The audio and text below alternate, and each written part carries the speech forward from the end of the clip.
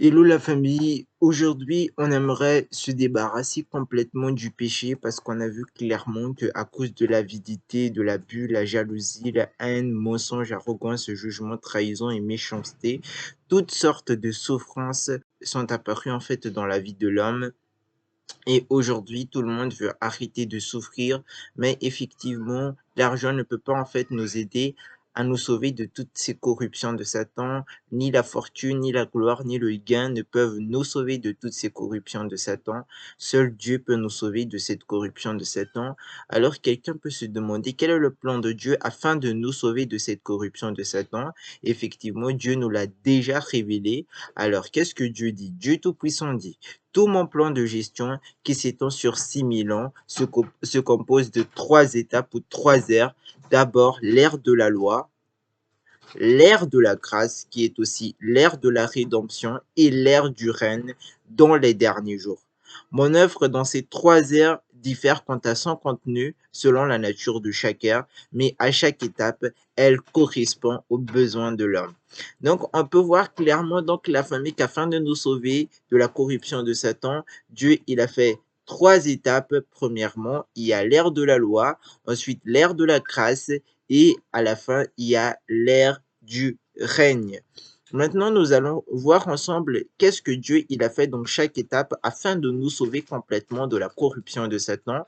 Donc, premièrement, à l'ère de la loi, Dieu en fait a publié la loi pour permettre à l'homme de distinguer le bien du mal. Donc, à l'ère de la loi, l'œuvre que Dieu a faite était de publier des lois à la famille. Il a institué de nombreux commandements et il est apparu en tant qu'esprit devant les Israélites. Ils étaient complètement terrifiés. Donc, c'était à l'ère de la loi que Dieu a publié la loi comme il est interdit d'adorer des idoles, de commettre l'adultère, de commettre le meurtre et qu'il faut honorer ses parents et d'autres lois encore. Et à travers ces lois, les gens ont compris ce qu'il ne faut pas qu'on fasse et comment l'homme doit vivre sur la terre. Ceux qui respectaient ces lois à cette époque étaient bénis par Dieu et Dieu les bénissait même jusqu'à 1000 générations comme ils font le bien. Tandis que ceux qui ne respectaient pas ces lois étaient maudits par Dieu comme il fait le mal. Donc, ils étaient lapidés à mort ou brûlés vivants. Par exemple, à l'ère de la loi, si vous commettez l'adultère avec la femme de votre prochain, alors vous serez lapidé à mort sans pitié. Comme cette photo que je vous ai envoyée, en fait, nous le montre très bien. Donc, qu'est-ce qu'il est dit sur cette photo? Ben, il est dit, si un homme commet un adultère avec une femme mariée, s'il commet un adultère avec la femme de son prochain, l'homme et la femme adultère seront punis de mort. Voilà. Donc, en respectant donc ces lois, la famille, l'homme a pu vivre une vie en harmonie et en ordre sans le mal de Satan. Ils ont compris appris à distinguer le bien du mal et a pu être guidé personnellement par Dieu à vivre correctement sur la terre. Amen. Alors, regardons maintenant alors pourquoi Dieu a fait l'ère de la grâce. En fait, la famille, à la fin de l'ère de la loi, il y avait une chose très malheureuse qui s'est produite. Il s'agit de quelle chose? L'humanité était devenue incroyablement corrompue par Satan. L'humanité était devenue pleine de poison de Satan et donc l'humanité ne pouvait plus s'empêcher de commettre l'adultère, le vol, le meurtre, le mensonge, l'idolâtrie et d'autres péchés encore qui violent la loi que Dieu a exigé de respecter. Et on sait tous très bien que le salaire du péché est la mort. Le sort de ceux qui ne respectaient pas la loi était d'être lapidés à mort ou brûlés vivants. Et donc, à la fin de l'ère de la loi, beaucoup de gens étaient lapidés à mort ou brûlés vivants. Et donc, l'humanité tout entière risquait de périr à cause de leur incapacité de respecter la loi. C'est pour cela que Dieu a mis un terme à l'ère de la loi et a ouvert l'ère de la grâce pour sauver l'humanité de la condamnation de la loi. Dieu a donc décidé de prendre sur lui tous les péchés de l'humanité entière et d'être mis à mort à la place de l'humanité. Mais pour pouvoir réaliser cela, il se devait de devenir aussi comme un être humain.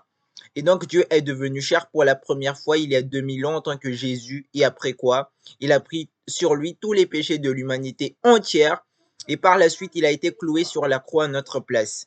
Il a été cloué sur la croix à notre place au lieu de nous qui aurions dû être mis à mort à cause de tous ces péchés que nous commettons tous les jours. C'est pour cela que même si nous n'avons jamais cessé de pécher jusqu'à maintenant contre Dieu, nous n'avons pas été mis à mort ou lapidés à mort ou brûlés vivants.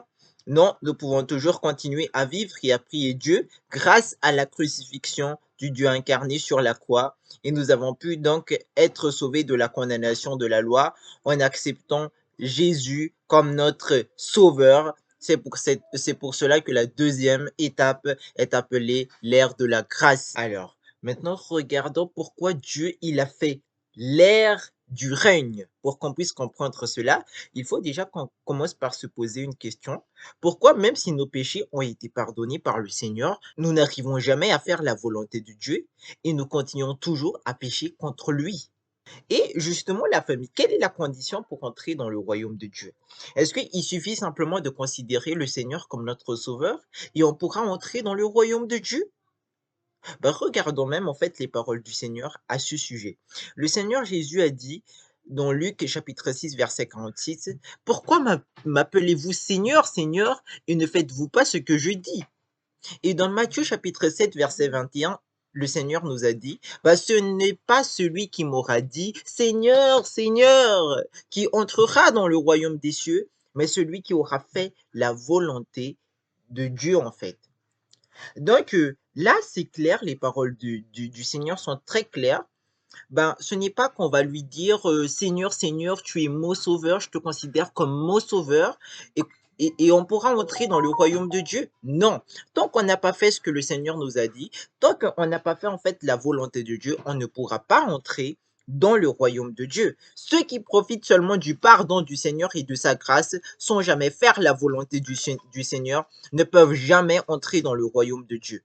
Même si le Seigneur a pardonné plusieurs fois nos péchés, même s'il a oublié plusieurs fois les péchés que nous avons commis et qu'il ne nous a pas traités en fonction de ces péchés que nous avons commis, nous continuons toujours à pécher par la suite contre lui, à briser le cœur de Dieu. Parce que à l'intérieur de nous, en réalité, il y a toujours la racine du péché, il y a toujours la nature pécheresse.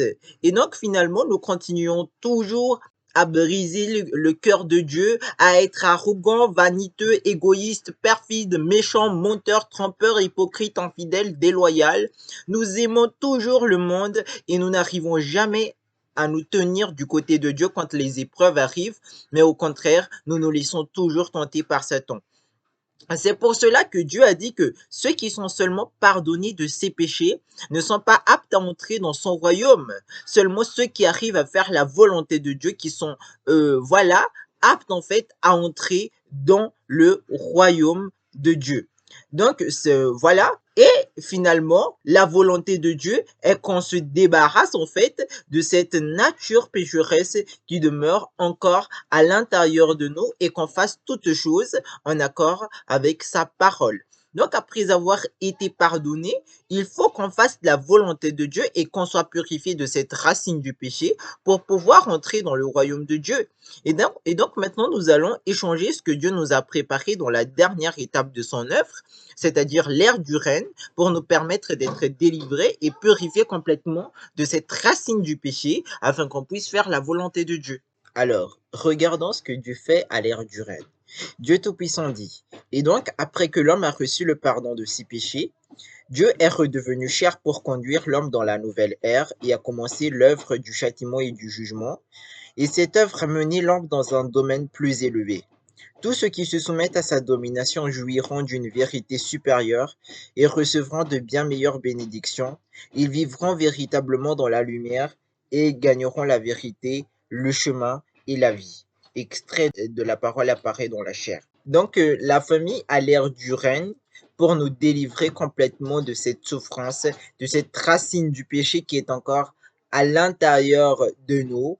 Dieu utilise toutes ces nouvelles paroles qui se trouvent dans la parole apparaît dans la chair. Dieu utilise ces nouvelles paroles. C'est un peu comme une mère qui a un enfant têtu et délinquant. Cette mère aimerait donc que son enfant cesse d'être délinquant et désobéissant. Mais si sa mère ne fait que lui pardonner, lui pardonner, lui pardonner, sans jamais l'enseigner et lui montrer le bon chemin de la vie qu'un enfant doit emprunter, est-ce que cet enfant pourra donc reconnaître ses erreurs et changer? Bah, pas du tout. Si sa mère veut que cet enfant change et devienne un enfant obéissant, alors il ne faut pas seulement se limiter à pardonner ce qu'il a fait. Ça ne va rendre l'enfant qu'encore plus désobéissant, n'est-ce pas? Et donc, il faut montrer à cet enfant par des paroles, par des enseignements, quelle est la source de sa désobéissance, qu'est-ce qu'il doit faire et qu'est-ce qui va l'attendre en fait s'il ne change pas du tout. Seulement de cette manière que cet enfant pourra changer complètement, mais pas du tout en lui pardonnant uniquement ce qu'il a fait. Et c'est la même chose avec l'œuvre de Dieu à la fin des temps. Quand Dieu est revenu dans la chair aujourd'hui pour nous purifier et délivrer complètement de cette racine du péché, il utilise spécialement ces nouvelles paroles qui se trouvent dans la parole apparaît dans la chair. Seulement, les paroles de Dieu qui nous permettent d'être complètement purifiés de notre racine du péché, ils nous permettent de comprendre la volonté de Dieu et de faire sa volonté. Les nouvelles paroles de Dieu vont nous permettre de faire la volonté de Dieu face à des problèmes tels que la difficulté au niveau de la famille, au niveau du travail, du mariage, de l'étude, face aux épreuves, des malheurs et des tribulations.